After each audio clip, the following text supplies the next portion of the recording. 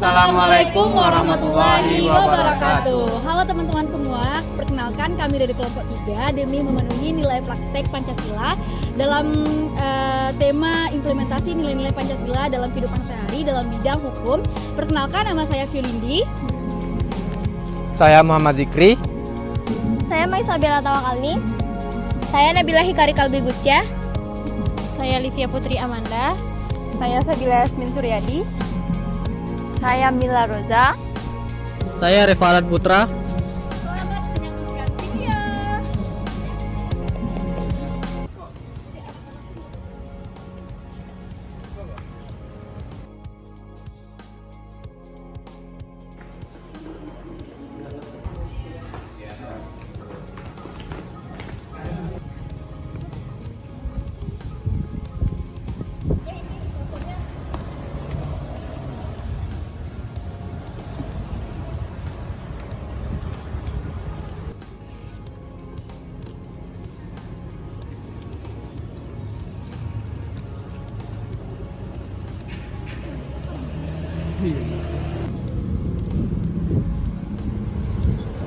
Bosan nggak sih nugas mulu? Hari Minggu pergi main yuk.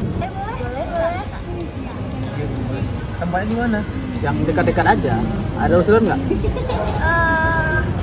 Di ini depan kampus Simpang Pertama. Itu ada tempat bagus sih. Gimana? Mau?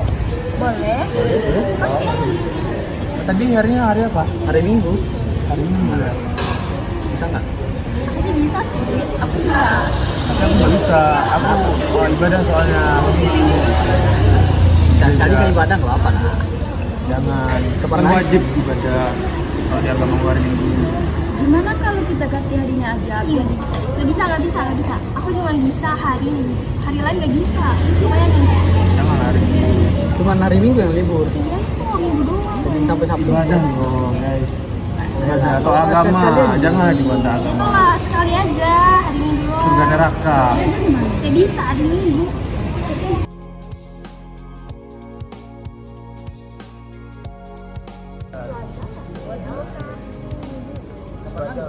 Anak-anak ini kenapa pada ribut?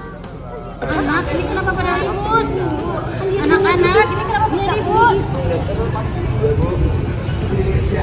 Kalian kenapa pada ribut? Jadi gini Bu, temen-temen ini ngajakin bareng hari Minggu, tapi pas hari Minggu saya nggak bisa, karena saya ibadah di gereja hari Minggu. Iya Bu, tapi kan udah kesepakatan gitu loh Bu dari awal hari minggu aja. Ya lagian kan yang nggak bisa dia aja, ya udah kita aja gitu loh Bu. Jadi kenapa sampai ribut-ribut ini pasti ada alasannya kan? Yang nyuruh temennya buat beribadah demi bisa pergi main bareng. Siapa? Semua Bu. Iya Bu. Aduh, kamu nggak boleh seperti itu nak. Kita sebagai umat beragama harus hidup berampingan dan saling bertoleransi. Tidak boleh mementingkan kehendak kita sendiri untuk menghambat orang lain beribadah. Kita itu hidup berdasarkan ideologi Pancasila, di mana sila pertama tentang ketuhanan Yang Maha Esa, di mana kita itu harus saling menghargai agama dan kepercayaan orang lain. Sebagaimana dalam pasal 29 ayat 1 dan 2, negara berdasarkan ketuhanan Yang Maha Esa, dan ayat 2 tentang negara menjamin penduduk-penduduknya untuk memeluk agama dan beribadah sesuai dengan agama dan kepercayaannya masing-masing. Jadi, Ibu tidak ingin lagi terjadi konflik ke depannya tentang kalian yang harus bertengkar karena perbedaan pendapat dan menghambat temannya untuk beribadah demi hiburan kalian sendiri gitu. Oh, maaf Bu. Sorry ya bro, tadi gue terlalu maksa buat urusan ibadah. Ya udah guys, nanti secara pergimennya kita ganti hari aja. Gimana? Biar si Boleh sih. teman kita juga bisa beribadah hari Minggu. Iya. Ganti aja kalau dia ada. Jadi ini udah damai kan ya, udah nggak ribut-ribut lagi. Ya Bu. Bukan enak, kita itu harus hidup bertoleransi dan menghargai. Nggak boleh kayak gitu lagi ya. Ya Bu. Maaf Bu. Pergi dulu ya. Ya Bu. Ya aku.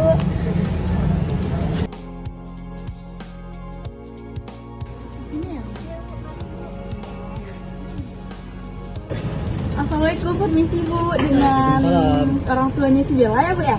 Iya Bu. Duduk. Iya makasih Bu. Jadi gini Bu, kedatangan saya di sini. Sebelumnya kenalin dulu, saya sebagai wali kelasnya si Bella di kelas 9 ini. Nah, di sini saya mau nyampain si Bella ini anaknya berprestasi Bu di sekolah dan dia akan lulus di SMA terfavorit. Jadi di sini saya menyampaikan ke Ibu kalau anak Ibu alhamdulillah siswa yang berprestasi di sekolah. Maaf sebelumnya ya Bu, kami berdua sama si bapaknya Bella udah berhenti. Kalau Bella tidak akan melanjutkan ke jenjang SMA sebab ekonomi lagi susah. Kan tadi kata Ibu sekolahnya terfavorit kan, pasti uang sekolahnya mahal kan Bu. Jadi kami agak kesulitan, makanya si Bella tidak dilanjutkan ke SMA. Lagian si Bella ini kan anak perempuan, jadi ujung-ujungnya nanti juga ngikut suaminya, paling juga ngurusin dapur, jadi nggak usah lah sekolahnya tinggi-tinggi. Jadi gini Bu, kedatangan saya di sini itu bukan hanya sekedar menjelaskan itu saja. Sebelumnya saya juga meminta maaf nih sewaktu wali kelasnya si Bella gitu kan. Saya juga menghargai pendapat Ibu sebagai orang tuanya. Cuman di sini saya juga mengharapkan kebaikan dari si Bella juga nantinya gitu kan. Jadi kalau Bapak bilang tentang si Bella ini perempuan atau juga ikut suaminya ke dapur itu salah kaprah Bapak. Kan sekarang zaman udah canggih ya. Jadi kalau untuk itu namanya diskriminasi gender Bapak. Setiap pendidikan tuh harus rata baik laki-laki maupun perempuan. Apalagi pendapat yang Bapak sama Ibu utarakan tadi itu bertentangan dengan hukum yang berlaku di Indonesia. Itu pasal 31 ayat 1, 2, dan 3 yang mengatakan bahwa setiap warga negara itu berhak mendapatkan pendidikan dasar baik SMA, SMP, SD, dan SMA gitu. Jadi saya juga mau melanjutkan lagi kalau si Bella ini nantinya akan dibeasiswakan di sekolah tersebut karena dia siswa berprestasi ya Bapak ya Ibu ya. Jadi dia akan mendapatkan beasiswa di SMA. Dan semoga kalau ada juga dukungan dari keluarga gitu kan, apalagi dari Bapak dan Ibu, pasti nantinya dia juga akan mendapatkan prestasi di kuliahnya juga, nanti akan mendapatkan beasiswa juga. Jadi saya harapkan dengan saya menjelaskan tadi Bapak dan Ibu dapat berubah pikiran yang bisa membawa si Bella ini agar tetap melanjutkan pendidikannya gitu. Ibaratnya kalau kita orang Padang ini kan membantu batang karandam gitu kan. Jadi dimohonkan kepada Bapak kalau pikiran itu harap diapain Pak ya. Ya. Karena Ibu Guru tadi bilang si Bellanya dapat beasiswa, ya kami jadi cukup terbantu buat sekolahin si Bella. Dan terima kasih Bu buat nasihatnya kami. Saya jadi semangat dan yakin buat mendukung kita di sini. Ya kalau gitu Pak, saya mau pamit dulu ya, mau pergi ke sekolah lagi ya. Semoga seterusnya si Bella bisa mengembangkan prestasinya ya Pak ya. Oke kali gitu saya pamit juga ya Pak. Terima kasih.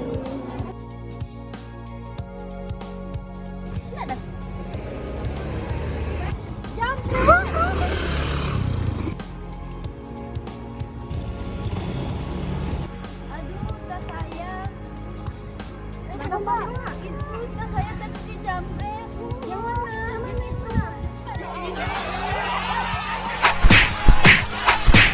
Yang mana itu? Ada apa ini? Jangan main pukul. Ini orangnya tadi jambret tas saya, Pak. Iya, kita juga lihat. Iya. Bukan Pak, bukan saya Pak. Jadi gimana kronologinya, coba jelasin dulu. Jadi gini Pak, tadi kan saya lagi jalan. Terus ada motor lewat, terus tas saya dijamret. Bukan Pak, saya difitnah Pak. Kalau bukan kamu pelakunya, kenapa tas saya bisa ada di kamu? Ada apa ini bapak-bapak, ibu-ibu? Ibu ini menuduh saya pelaku penjamretan. Padahal tadi waktu saya di jalan ada pengendara motor yang melempar tas ibu ini ke saya. Dan itu kan pelaku bukan saya. Benar ibu-ibu. Tadi saya melihat ada pengendara motor yang berhelm melempar tas kepada bapak ini. Jadi saya sebagai saksi melihat kejadian tersebut. Nah kan udah tahu pangkal masalahnya di mana dan bapak ini terbukti tidak bersalah. Jadi buat ibu-ibu kalau ada masalah seperti ini jangan menanggung sendiri.